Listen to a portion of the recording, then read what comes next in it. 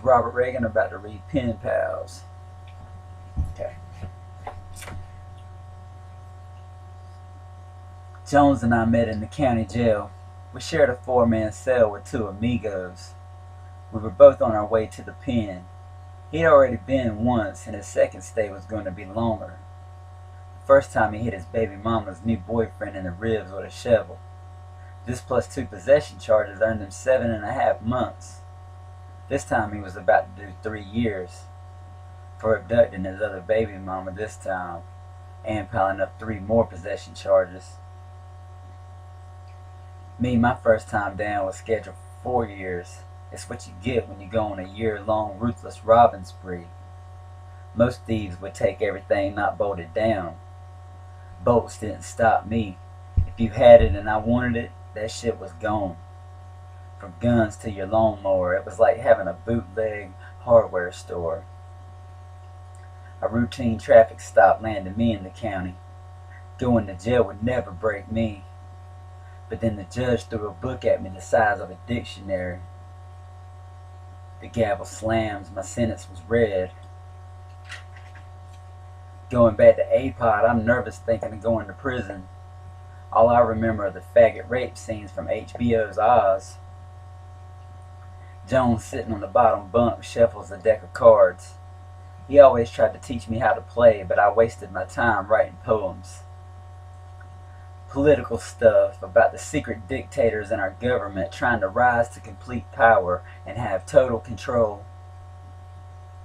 Either that or I wrote syrup sweet love poems. In the country, nobody cares about reading, so I had to get it the wrong way. That's what led me to that cell, looking stupid with my lips quivering. "What's wrong with you?" Jones said. "You think they just gave you life?" With panic in my eyes, I said, "So you've been to prison before, right? Do guys really get raped in there?"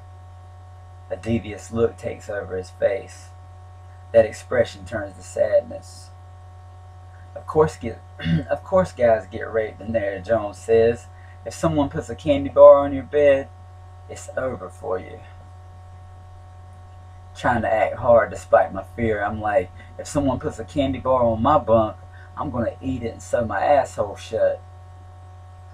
The Mexicans across the cell understand what we're talking about, no matter how many times they say, "Me no speaking no English."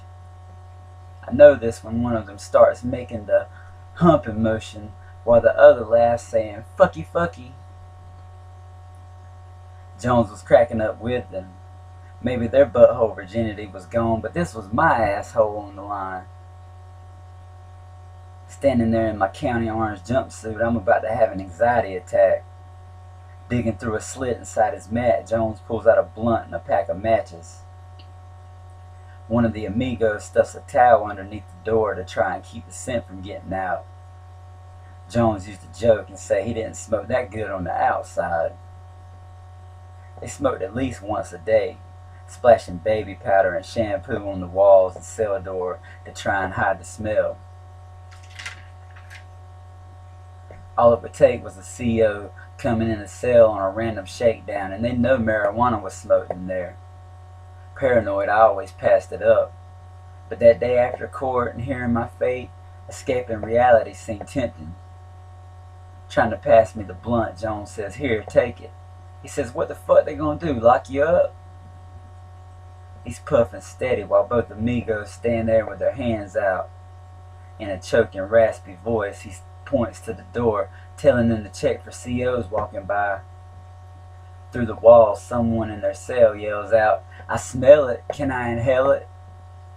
Was it Snoop D-O-double-G? Probably not. Whoever it was yelled out, "Smoke it if you got it." Raising his smoky voice, Jones says, "Don't worry, I am." The voice comes back through the walls, yelling, "It's a damn shame when the white boys have all the good shit in here." Starting to worry, I say, if they can smell it, then the COs can smell it. Passing the amigos a roach to split between the 2 of them, he tells me, "Relax. Besides, don't you have bigger dicks to worry about?" Laughing so hard it hurts, Jones leans forward, clutching his stomach. Buzz, the Mexicans get rowdy, showing off harder with those humping motions, yelling, "Fucky, fucky." Getting up, Jones says, "Man, the boys on the yard are gonna love your pretty little poems." He says, "You don't have to drop the soap. They'll let you hold it." By then he was doubling over laughing. Looking up, I think he seen that I was really scared. His expression and tone of voice both changed. "Listen," he says, "do you act like a bitch on the outside?" "No," I said. "Well then don't act like one in there either and you'll be fine," says Jones.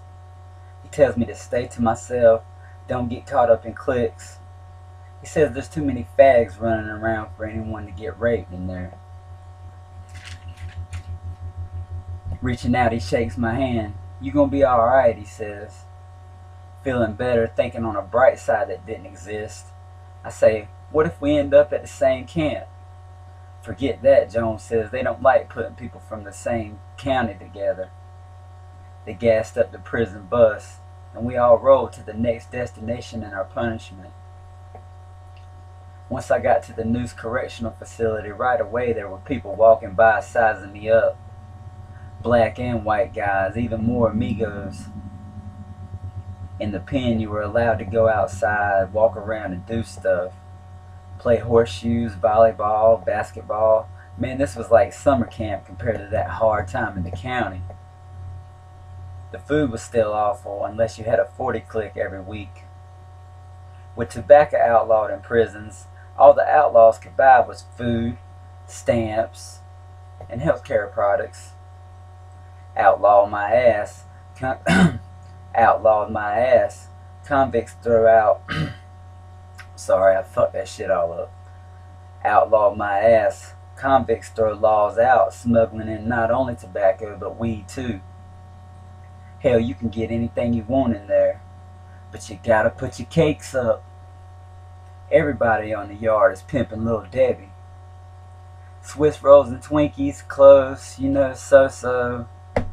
At the same time, they fucking bonkers over them Hostess ho-hos. Cheeseburgers, microwave pizzas. Man, even with money in the county, you couldn't eat this good. True, I had to wait for a few days before my first 40 click hit. During that time, I earned brownies by being the lookout during the card games. There were cheeseburgers on the line, and they didn't need any guards creeping up and ending the game. And you know, Jones was right. They did love my pretty poems on the yard. So much that I got paid pizzas and Butterfinger candy bars to whip them up from scratch, so these criminals could send them out to their girlfriends. Okay, ladies in the North Carolina area, if your man got locked up and suddenly became a sweet love poet, that's probably my shit, and you owe me for that. Make all checks payable to the new Reagan administration. Hey, you should at least fuck me. My art is worth more than the snack cakes your man paid me to show you love and make you wet. Bitches don't show me love anymore, so if I could, I'd give them bad credit, raising all their down payments. No, really, I hope you enjoyed it. It's free from my heart to you. Just remember, your boyfriend doesn't love you that much, but I do. In prison, everyone's lovesick, while a cast of Jodies have moved from the front to back door during their incarceration. Walking around the yard with my brown pants legs rolled up, I was wearing my shower shoes, chilling with my radio off a 40 click plus snacks earned from poetry.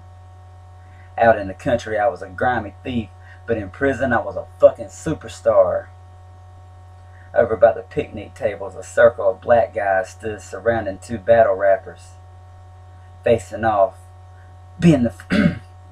A circle of black guys stood surrounding two battle rappers facing off.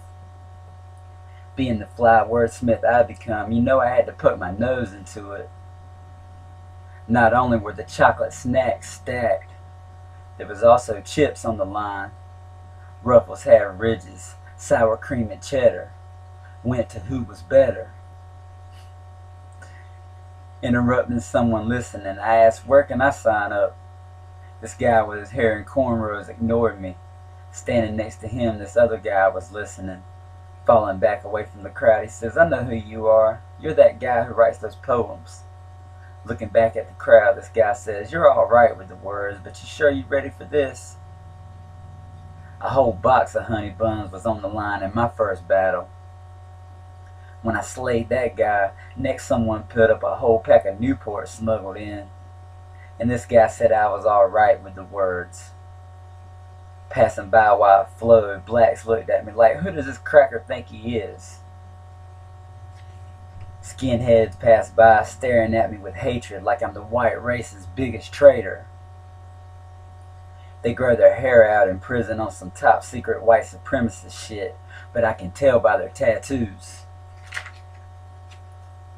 Me, I'm not a racist. I hate everybody on this planet equally. Man, I'm such a hater, I hate life forms on other planets. Fuck a extraterrestrial being, cause in the pen when I phoned home, a recording said, "Your party has declined the charges, goodbye." On the outside I was partying hard, and when detectives came, I wished I could have just declined the charges. Handling the whole bid with Jones' instruction, those gates finally opened for me. The day they get you and throw you inside that cage, it feels like your life is over. But then the day they let you out, everything feels brand new. And you feel like going out and just living it up for all the time you misspent locked down. Over the years, friends come and go.